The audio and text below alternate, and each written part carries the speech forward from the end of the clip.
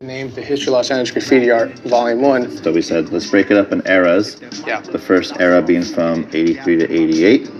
The second era, which is this book here, would be 89 to 94. And then we started to go out and get the content. The significance about this book was really in the writer's stories and explaining the phenomenon of why writers actually do graffiti. I've never seen a project where it was explained and they were able to cross-reference each other, just like how real history is documented. And it was very special because, as was said, you felt an emotional type of attachment to them, understanding their stories, reading their stories, and how they connected to that whole time, to the whole culture. They gave us access to their tombs. We were able to pry open those tombs and look through these years and years of these archives. I think anybody else would have had a hard time accessing that information. It's about trust, and it's really, are you part of this culture? Because with graffiti artists, we're different than other cultures. We only trust each other. It's a secret society, it's a family, and that's what's beautiful about this. It is about something special that really cannot be told by any other person.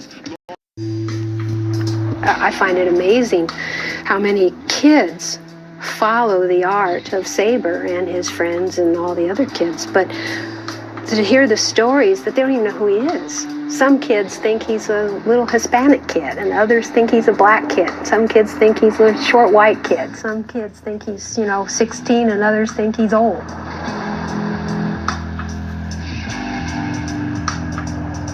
I've heard that I was dead many times. Graffiti's all about gossip. Hi, sweetie. This myth, it follows him, but it's a very two-dimensional character of who he is. He's infamous, if you will. He's got a larger-than-life persona as far as his graffiti accomplishments and his name. Laser blasts and gem spinners. That's Saber's reputation. And he's a pervert.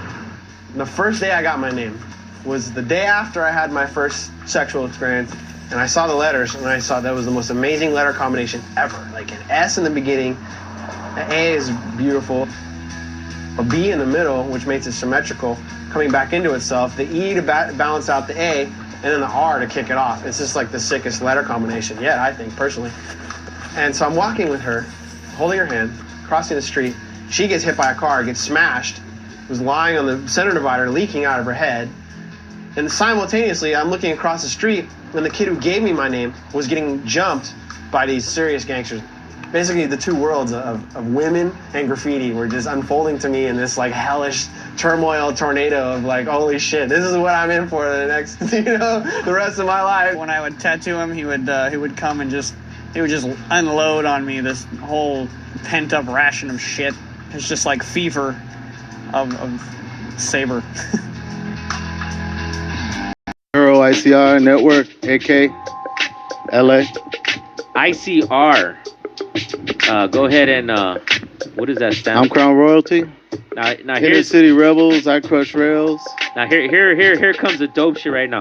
Who put you on, dog? Who's the dudes who got you down with ICR? I was there from its inception. I told you we're gonna have some fucking history, dog. So who are the ones who started it, man? Pure, Poops, Cools.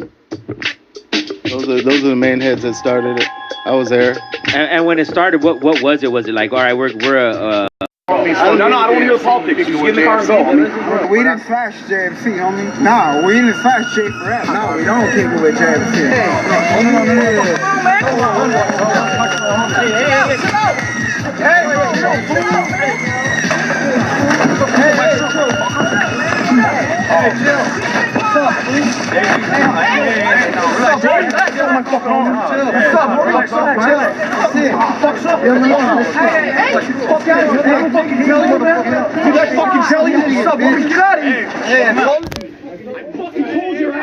Motherfucker! This motherfucker fuck in the car, dog. Fuck out of here. Now you understand respect. Now you understand respect. Say J for F in this KICR. Right now I'm gonna take off on. Say it! No, right now. We're just gonna say it, huh? We're gonna fix it right now. Hey, chill, learn respect, motherfucker. Chill. Learn respect, motherfucker. Whatever, homie. That's what I came to do for the devil. Say, yo, homie. You want to talk about my home like this, you, and it has nothing to do with nothing. This is what happens, Timmy. You want to talk shit, this is what happens, homie. It has nothing to do with it, homie. Boy, laugh in my face, homie. I'll break your motherfucking leg right now with this door, you understand that? You can only crawl so far, bro. All fucking done, and that's how we do this shit, son. Triggs and X, God bless. Hey, and props to all the real motherfuckers that are killing the streets, not you furry ass motherfuckers that are doing 20 color pieces and fucking.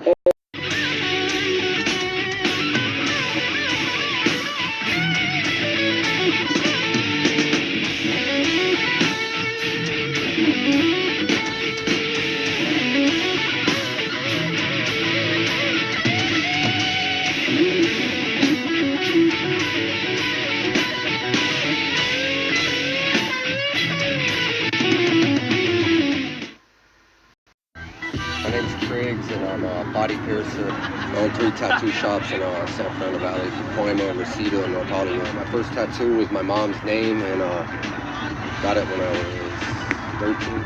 I just started off with my mom's name, ended up getting my neighborhood across my back, and then little by little just started getting more and more tattoos. And went to prison, got a few more, did my arms, my chest, and then that's when I got out and started actually working at a tattoo shop doing body piercing.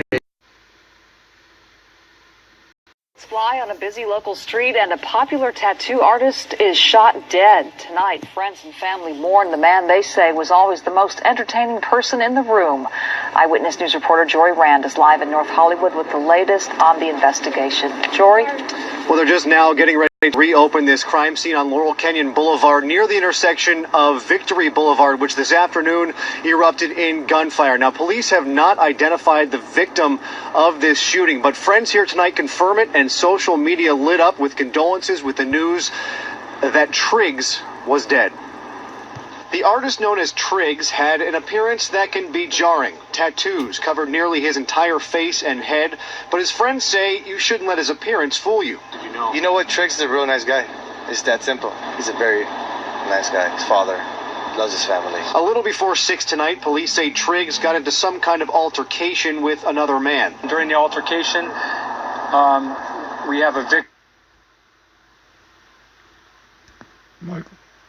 that sustained a gunshot wound to the torso. Came to the bank, to Wells Fargo.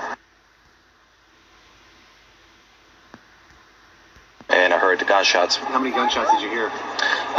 About four shots. The unnamed suspect took off, leaving Triggs to die on this North Hollywood sidewalk, just feet from a tattoo parlor where friends and family gathered tonight. Triggs was a famed tattoo artist, but he was also an actor and a model, his unique appearance fitting right in music videos. He was also a longtime graffiti artist who spent time in prison for painting his art all over the Southland. But he was also a part of an exclusive worldwide group of artists known as Seventh Letter. Willie T was a fellow member. To see this and hear this, it's not cool. You know what I mean? Right now, my job is to be the photographer of the crew, so I'm here to document what happened. But at the end of the day, when I go home, it's a different story. And there are a lot of people struggling with this news here tonight. Triggs had several children who are now left without a father. And police at this point still have not named a suspect. We're live in North Hollywood tonight. I'm trying to understand the complexity in this photo. Welcome to LA, homie. I live, I work in LA. The flavors, sounds, styles, the people of this place feed our culture, our fashion, our music. It's all different, and it all starts on the streets. I'm Roy Choi, and this is Street Food. We're in downtown Los Angeles, about to meet Esteban Oriol, who's best known as a lowrider, Chicano, OG in the hip-hop game. But the truth is, he's one of America's best photographers. You know how Ansel Adams opened up Yosemite Park to the world? Well, Esteban did that for Los Angeles. You got some crazy pictures through the barrel of a gun, you know, whole gangs just kicking it, you know. How did you get those shots? By being around it, you earn people's trust, Yeah. you know, on a daily basis. And I happen to have my camera, you know, and I just take pictures of my different friends and always would take, you know, a couple shots here, a couple shots there. And the archives just got built up. I think I have about 400,000 pictures in these drawers. Esteban is one of the few photographers who has a passport into every pocket of LA. There's the Hollywood glam game, and there's life on the street. His camera captures it all, and has shown the world how dynamic the city really is. You got the whole city right there on his back. Esteban's intimate look at LA's gang culture has influenced movies, video games, and artists. He brings that same love to Hollywood portraits. I think the key to doing something different is like the access that you get. Shooting the likes of Robert De Niro and Al Pacino, Ryan Gosling and Chloe Moretz, all in the same gritty flavor that defines the streets of LA.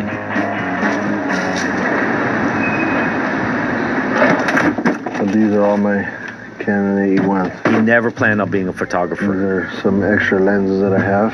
In the 90s, he worked as a nightclub bouncer, where he met many of LA's first hip-hop groups. That's where I met like Booyah Tribe, Cypress, House of Pain, Red Hot Chili Peppers, Fishbone, all those guys. Eventually, he was offered a gig as a tour manager for House of Pain. His dad, a photographer himself, gave his son a camera and told him to take pictures. You're rolling with the band, yeah. You know, going around all the world, doing this cool stuff, hanging out with all those type of people. Then when you're back here, you're in East LA with your car club doing your lowriding thing, you should take pictures, you know? Those pictures have filled books, movie posters, and galleries around the world. Whether they're Cholo and Chicano moments, or whether they're just real life moments, or whether they're LA moments, just to me, when I see his photos, it's more than a photo. I feel like I'm with them in a way, you know. Even though he uses older film cameras, the look actually mirrors things like Instagram. In an odd way, staying old school has kept him relevant. What do you want people to take away from your work? Just the memory of me, you know? The thing I noticed with my photography is all this stuff that I've done. Once that time is gone, it's a picture to capture that memory. It's priceless.